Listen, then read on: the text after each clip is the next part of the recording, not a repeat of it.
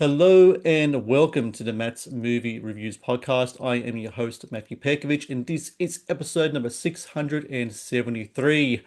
Releasing in theaters across the US on July 29 is Above and Below, a survival crime thriller in which a group of friends vacationing in Mexico are ambushed by a drug cartel during a shark dive. Trapped in the ocean, the survivors must outwit both the great white sharks and the killers above, vying for their blood. Starring Laura Morano and Antonio Banderas, Above and Below delivers a gripping blend of aquatic horror and crime movie thrills, and also marks the latest film from director Jesse Lee Johnson, who joins me now on the podcast. Jesse, how are you? Good man. Great to be here, Matthew. Thank you for having me. It's so great to have you back on Matt's Movie Reviews, talking about Above and Below now. It's a really interesting film because, you and I think it was like several months back, we were talking about your career and just looking back over your filmography again. You've done urban crime, you've done Western, you even delved into the mythological kind of stuff and legendary stuff as well, historical.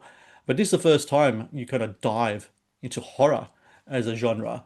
Is that something that was an appeal for you to take on Above and Below to try to like do a little something that you haven't kind of done before? 100%. I think as an artist or a craftsman, a tradesman, you need to go where you're a little nervous once in a while. You have to venture out of your safety zone. You have to do things that feel a little different, and you have to study what it is that, makes those particular films work, and you have to be, up to date with it. I watched about 60 movies that were around sharks or wild animals, attacking humans, and did my research on shark diving, the reality of it and what happens. I talked to scientists. I, went to a number of different aquariums and maritime study spaces. But for me, the most important thing with any film is that I'm drawn to characters. I'm drawn to the characters that I'm watching, the players, and whether they hold my attention for the 6 or 8 months of development, the 6 or 8 weeks of filming, and then the year and a half of post production. And if the characters are interesting to me, then I'm that's the big thing for me, and I feel you can put it anywhere. The genre itself, it requires a certain adroitness with that genre. You don't want to go into it blind, but then again, you don't want to be necessarily hemmed in by thinking that you have to have certain scare by a certain point, and that things have to happen because you're having to be faithful to that genre. I think that's all BS, and I think we're out to make movies that keep people on the edge of their seat, and that's the most important thing. So.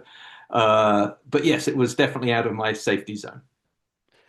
Speaking of out of safety zone, filming with water or in water, it's always a fascinating concept to me because you're dealing with high-tech equipment. You also have actors, there's so many different logistics and such going around with it.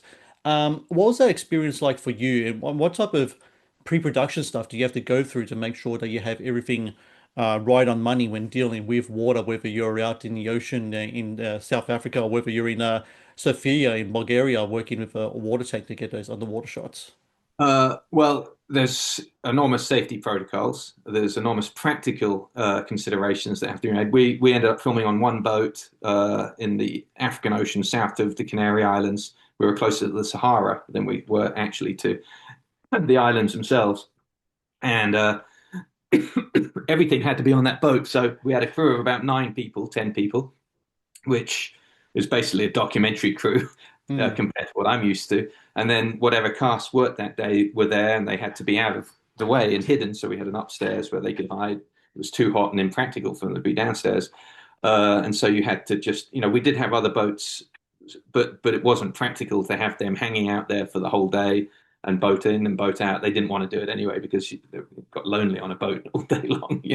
So everyone hung out on the one boat, the catamaran we were filming on, which meant we had to have the minimal gear because there were weight considerations and there were no PAs per se. People did, I found myself carrying cameras and batteries and stepping from one boat to the dinghies and going backwards and forwards to speedboats. And so, everyone chipped in and made it work. But there were a lot of safety considerations. We had an aluminum cage on the back of the catamaran. On the first day, they lowered it into the water with two art department in it who were sort of like fixing it, and the wire broke and it went 100 meters. We never got Oh, it back. It went so deep. The guys swam out of it. Thankfully, they had scuba gear on, But the cast were watching and they were completely silent. Everyone on the boat was silent, and we realized we were not going to be able to do much of the underwater stuff in the Canaries. It just wasn't practical to do it at sea where you had currents and waves and things like that. Uh, so that was all saved for the underwater tank, which is a 30-meter tank in Sofia. To do that, the cast had to go through 5 days of PADI training. I made them do it together so that they'd form like a camaraderie and a group think. And then they went through an additional 2 days of full face scuba training, it was hard work. It was 3 days of technical stuff, and then 2 days in the ocean, and altogether they got. I had thought that the girls were going to have a harder time, and the guys were going to be good, but it ended up being completely opposite. The girls were swimming around like fishes, and the big tough stunt guy we had, Ryan, got very very nervous and had some problems with his ears, and they were making fun of him. And finally, he did his first 30-meter, and everyone cheered and they were happy. And so you have this camaraderie, and I'd encourage them to party together and go out and explore the island and get in trouble together.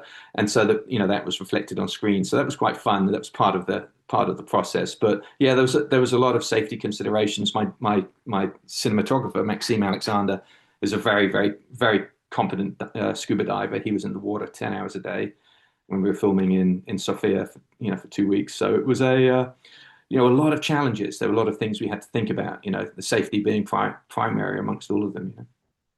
The Matt's Movie Reviews podcast is brought to you by TeePublic. TeePublic is the world's largest marketplace for independent creators to sell their work on the highest quality merchandise. With over 1.2 million designs, TeePublic is sure to have something you love. What I really love about the shark scenes in the movie is the element of surprise that comes with these sharks. When you're under the water, and like I'm not a diver in any way. I've rarely done it. A few times I did do it. The thing I always kind of remark to be is like you can't see barely half a meter in front of you because it's just the darkness that's down there. You don't know what's coming from any direction, and you use that to your advantage here. So the number of times in the movie I jolted from like so a shark would just come out of nowhere because you don't know where it's coming from. There's no musical John Williams cue here. You don't know where it's happening here. Um, when it comes to that element of surprise, when you're talking to different people about sharks and the scientists and such, was that something that was really kind of um, uh, elemental into creating those thrilling underwater scenes that you don't know where they're coming from. They're going to come really fast, and it's really cool to kind of play with that kind of hide and seek aspect of it in your movie. 100%. All of the shark people I spoke to begged me, and this was every single one of them. They begged me not to make the shark a cold-blooded killer. He said the Right. shark is a machine. It eats when it's hungry. It hunts. It will feed wherever it's easier. So if there's food floating, it'll eat that food. The one of the aquariums I went to, they had a bull shark there though, and they said, but the interesting thing is you get different characters. They said this bull shark, we feed it, once a day, and it'll eat that food. But every once in a while, the bull shark just gets pissed off with eating canned food, and it'll go off and eat one of our other fish in the tank. Hmm.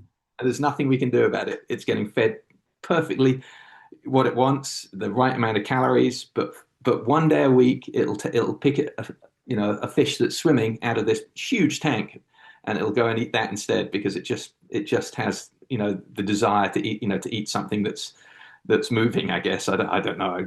They didn't have an exact answer either, and I asked them. I pushed them for it, but they did say, please don't paint these sharks as malevolent, evil beings. They are simply doing what their primary objective is, and so I tried to reflect that. I took a lot of the dialogue that Christina and the marine specialists had said to me, and I put it into the movie itself.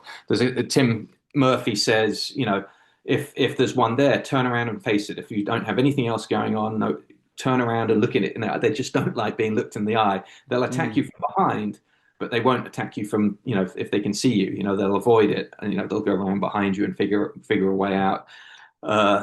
Things like that I just find really interesting. They're fascinating. That it'll bite you if it thinks you're an inanimate piece of meat, but the moment you look at it, it realizes it's dealing with something with some form of intellect.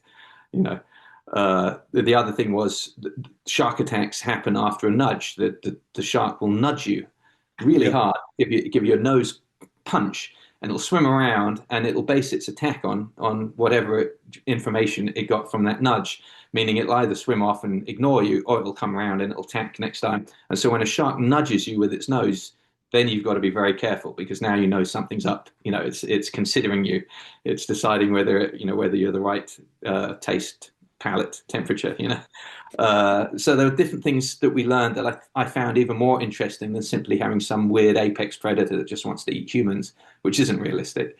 Yeah. And so it was very helpful to me to go and talk to those marine specialists to see them in their natural environment or faked natural environment. We did actually see real sharks. We had a hammerhead circling the boat while we were down there for some time, which was a little nerve wracking. And we actually did film the fin, but I don't know if you've seen a real shark fin. They just kind of flop over.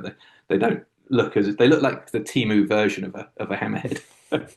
So it didn't make it into the movie, but it was nerve wracking for everyone on the boat, especially as Lewis had to go in the water that day. But yeah, it was the fact that they come out of the darkness was something I worked very hard on. So I'm really, really pleased that you noticed that, Matthew, and that worked. Speaking of Lewis Mandelaw, who is in the film, he's been in a number of your films over the years.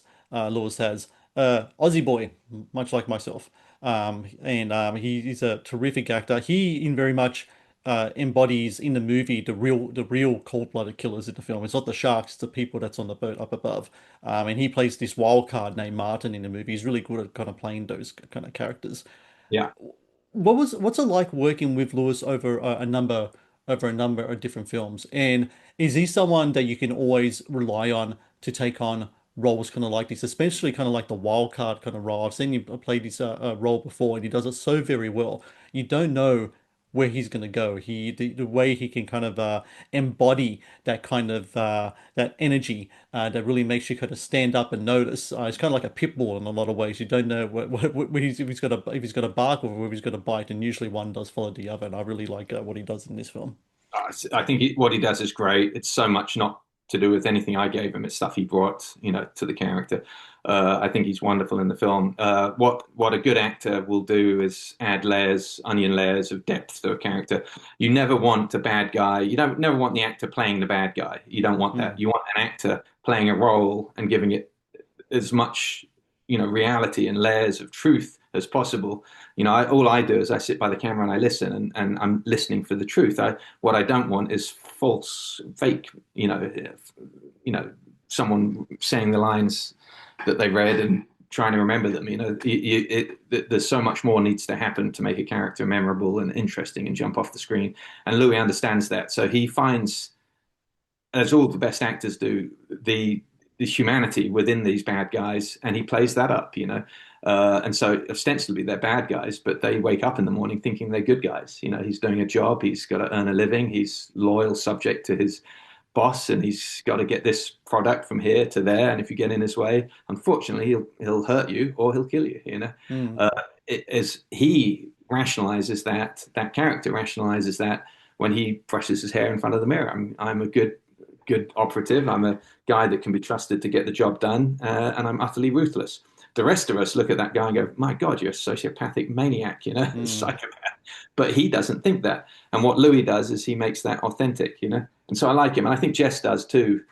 Jess is someone who's come out of real life, rough and tumble life. They're real cauliflower ears that he has. You don't get those from one bar fight. No, The, no, he did a time in UFC and such, so he knows yeah, exactly what that, he's that doing. Yeah. comes that comes from a lifetime, a career full of getting punched in the head, Mhm. and everything that goes with that, and the joys and tragedies and heartbreak and disappointment and frustrations that go with that kind of life, and he brings that. So and I like that. It's a vulnerability to your bad guy that makes him a little more human, which in turn makes them more realistic, which makes them all the more scary, because they're actual people you may have bumped into, you may have seen, you may have, heard, or seen in a video clip somewhere, You're like, oh my God, And I like that.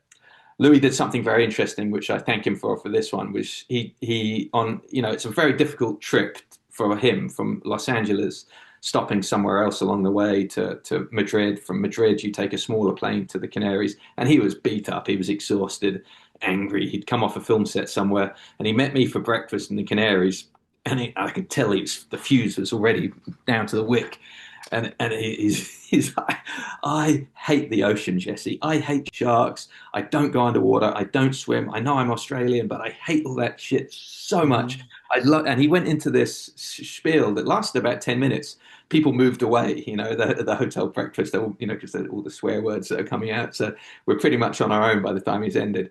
And I looked at him and I said, I'm going to use all of that. I don't want you to say anything else because I have to remember that and I'm going to write it down and you're going to say that on camera. And so when you hear Louis complaining about the sea in the movie, that's all stuff that Lewis said to me that, the first morning that he arrived. So I like that. I like working with Louis. He's always instinctual in that way. Brings things to the table that end up in the movie. The Matt's Movie Reviews podcast is brought to you by Amazon Prime Video. One of the best on-demand streaming services available, Amazon Prime Video features exclusive Amazon originals as well as popular movies and TV shows. Watch Amazon Prime Video anytime, anywhere. Someone who's new to the JCV Johnson universe, Antonio Banderas, he plays a really interesting kind of lead baddie in this, in that he's a man that's considerate, polite.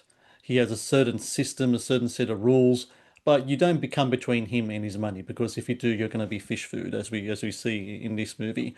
What's it like working with Antonio? What was it like when he kind of comes onto that boat after you've had like your cast and crew, mostly like younger actors, and then he comes this award-winning, acclaimed veteran, and a one and only. There's only one person like Antonio, and he proves that in this movie. I thought he was absolutely fantastic in this film, especially the delivery of his dialogue with that iconic kind of accent of his.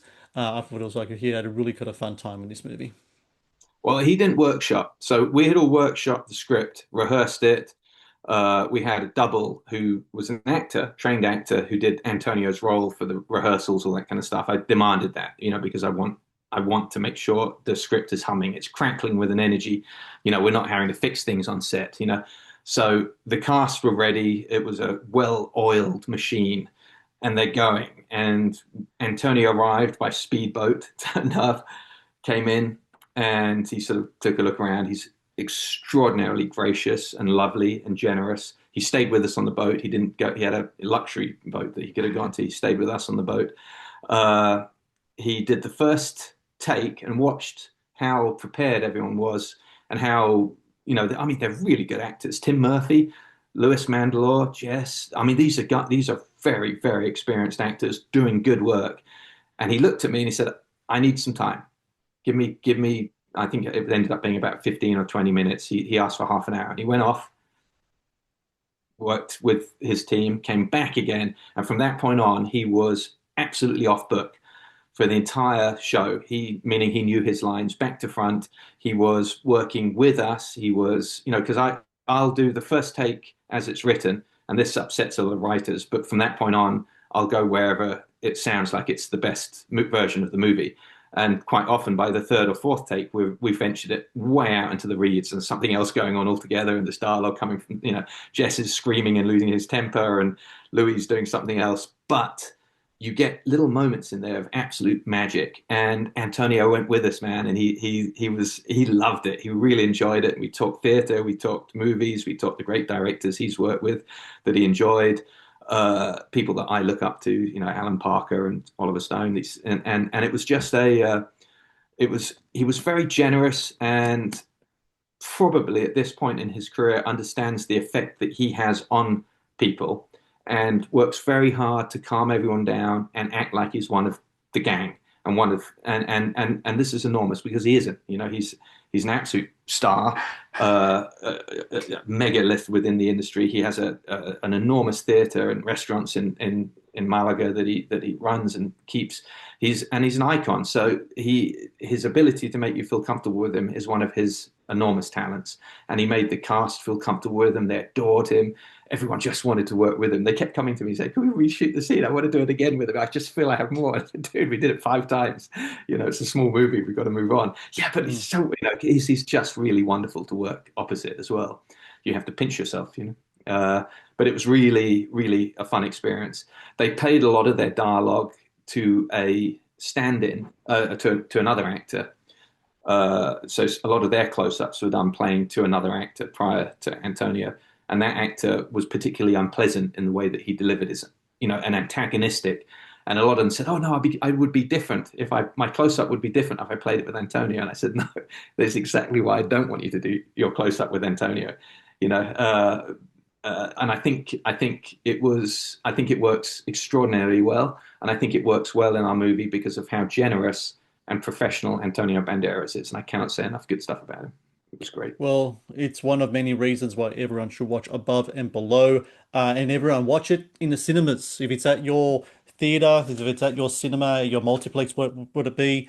Watch it. It's important that we get movies like this watched in cinemas so we get more movies like this made. We Absolutely. need to encourage these kind of productions to be out there and movies like this to be out there so we have more great movies just like how Jesse V. Johnson likes to make them and likes to deliver them. So Jesse, I thank you so very much for your time. Congrats on the movie and hopefully we talk again in the future. It's always a pleasure. Thank you, Matthew. Always a pleasure. Thank you for your support and thank you for your kind words as well. Much appreciated.